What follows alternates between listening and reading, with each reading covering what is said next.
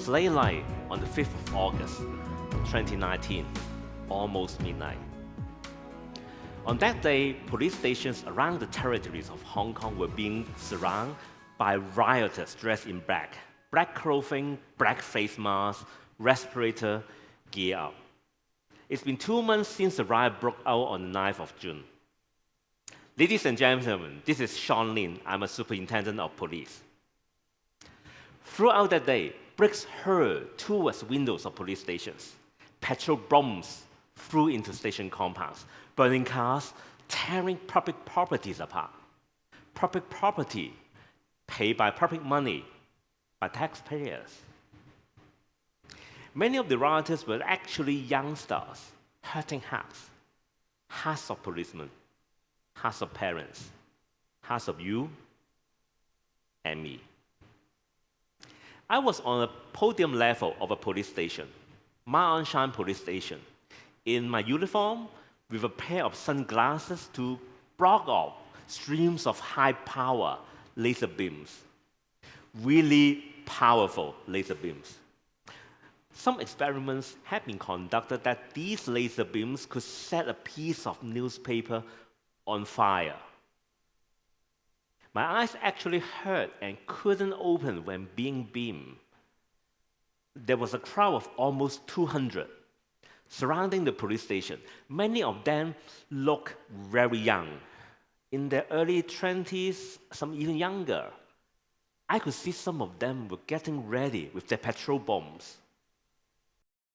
Anti-riot troops were on the way to disperse this crowd. Now, to add some perspective, Ma On Shan were located in the east of New Territories of Hong Kong. It takes around half an hour of drive from Central Business District if traffic is moved. Well, it's Hong Kong. When was the last time traffic was moved?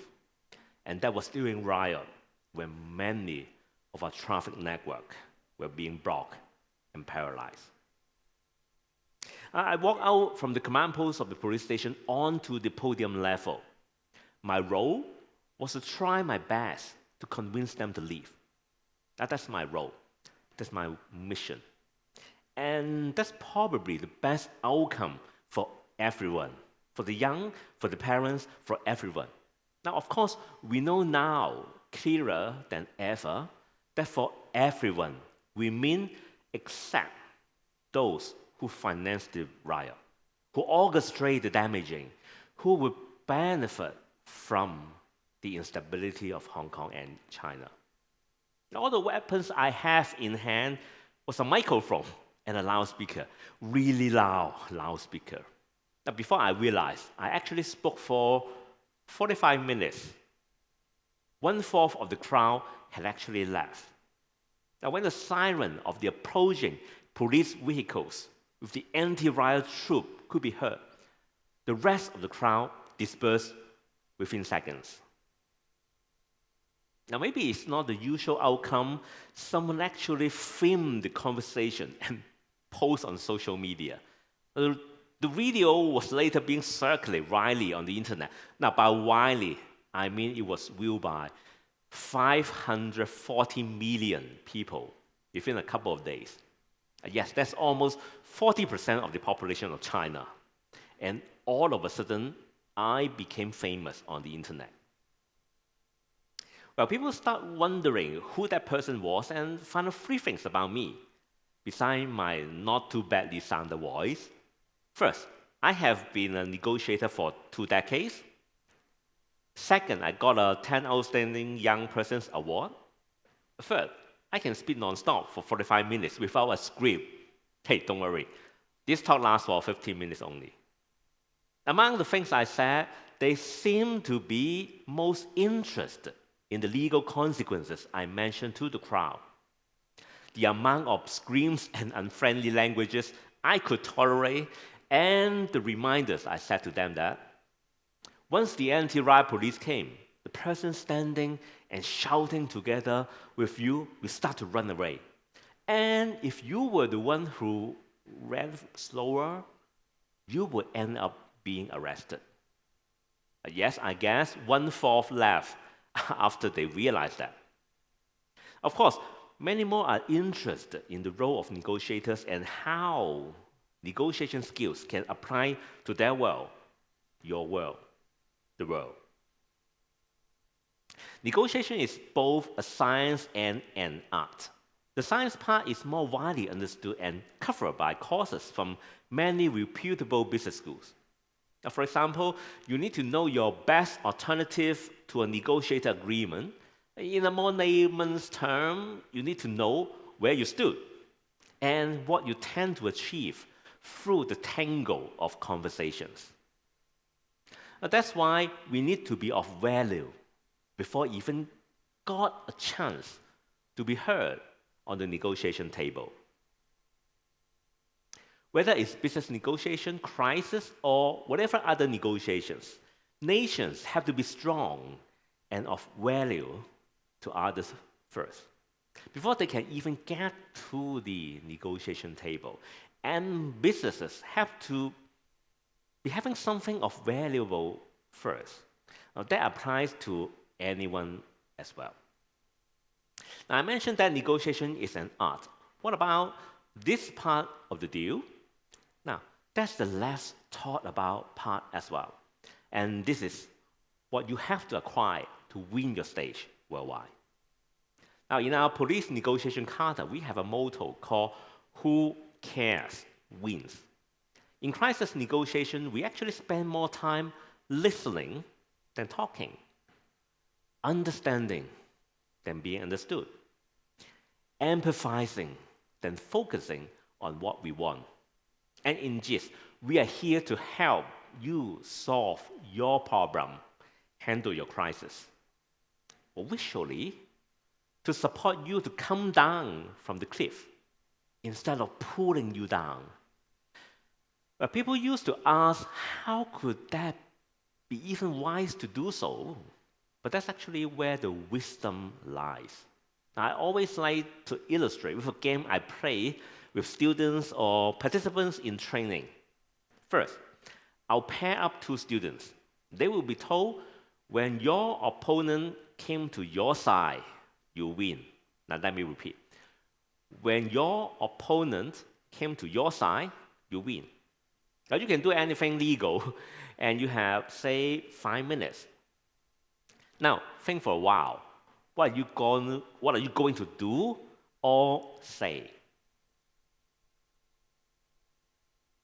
At the end of the 5 minutes, I'll ask, raise your hand if you win.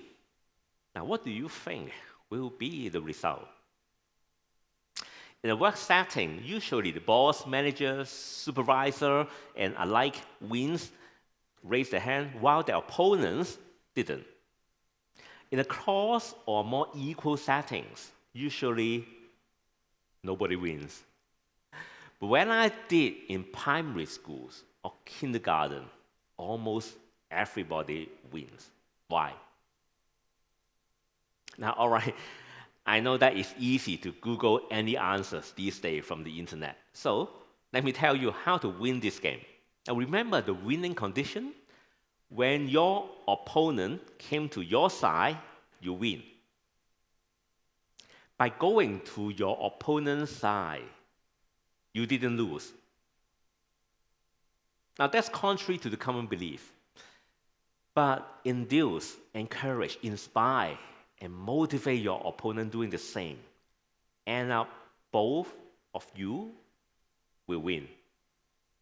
Now, however, by convincing your opponent to come to your side, no matter how tricky, how clever, how persuasive you did, it didn't work.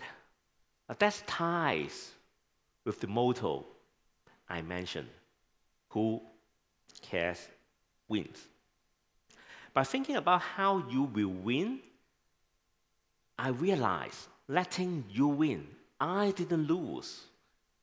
And in fact, you're making me win. You lose nothing either. Now, that's the win-win attitude that we are all talking about. Well, it's a buzzword, but that's the attitude which is most important. And that's what you need to acquire to win negotiations worldwide. Now, our country has grown strong. We have the science required for negotiation. Now is the time you own the art of it. It's a mindset shift. It's about what I can do to make you win. And in making you win, I lose nothing. And in fact, in making you win, you could, in turn, make me win.